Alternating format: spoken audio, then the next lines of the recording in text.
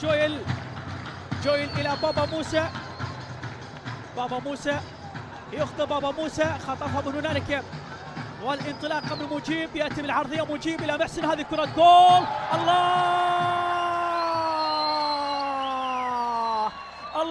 الله الله الله الله، مؤمل راشد، ما اجمله وما احلى. بعد خطا كان من المدافع التوغولي بابا موسى، ابعد الكره لكنها كانت خاطئه. مروه تقدم من هنالك مجيب نعمه ليجيب على السؤال الذي طرح في بدايه المباراه: من يسجل اول اهداف؟ من يقص شريط الاهداف؟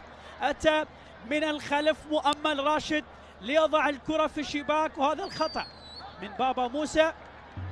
خطفها من هنالك علي ماجد بالقميص 10، وهنا التمويه بالبدن واخذ المدافع معه بذكاء سامر محسن، وجاءت على طبق من ذهب الذي لا يضيع مثل هكذا كرات مؤمل راشد.